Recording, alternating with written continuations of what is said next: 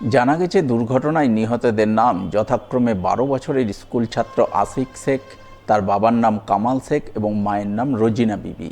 সে ছিল বাবা মায়ের একমাত্র সন্তান। এছাড়াও দুর্ঘটনায় নিহত বাকি দুই যুবকের মধ্যে একজনের নাম এজাজুল শেখ, বয়স 34 বছর এবং অপরজনের নাম আমির সোহেল, বয়স 31 বছর। দুজনেই বিবাহিত। দুজনেরই পরিবারে স্ত্রী সহ এক নাবালক ছেলে এবং এক নাবালক মেয়ে রয়েছে।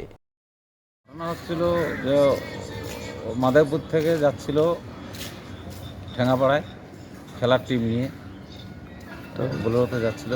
রাস্তায় যেতে পিছন থেকে পিক আপ ধাক্কা মারলো, মারার পরে ও তো ব্যালেন্স একটু হারালো। তারপর সামনে থেকে স্ট্রেট ছিল, ও মারা দিল রং সাইডে। 3 জন মারা গেছে, ওখানে 10 জন ছিল গাড়িতে, আর বাকি 7 জন সিরিয়াস।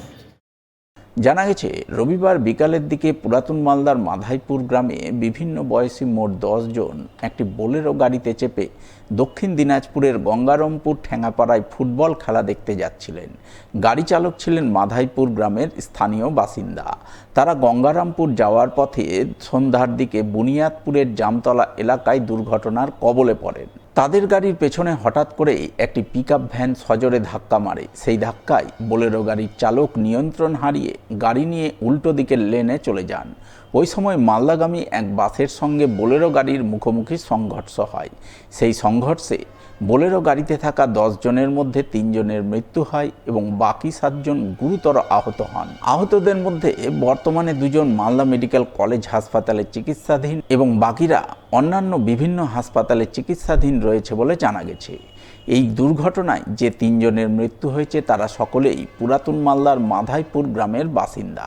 স্বভাবতই একই গ্রামের 3 জনের মৃত্যুর ঘটনায় সোমবার গভীর শোকের ছায়া নেমে আসে গোটা মাধাইপুর গ্রামে। এখানে একটা বোলেরো করে প্রায় 10 জন খেলা দেখতে গেছিলো। সে সময় বুনিয়াদপুরের আগে রশিদপুর বলে যে গ্রাম, সেই গ্রামের ওখানে একটা স্টেটের সাথে মানে সরকারি বাসের সাথে ধাক্কা লাগে।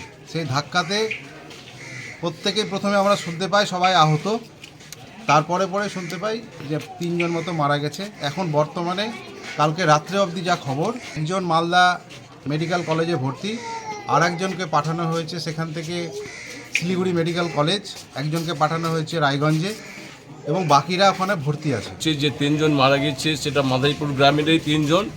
তার মধ্যে 12 বছরের ক্লাস 6-এ পড়ে সেই ছেলেটাও মারা গেছে এবং আমির বলে এক ছেলে রয়েছে, যুবক ইয়াং তাজা, সেই ছেলেটাও মানে স্পট ডেথ।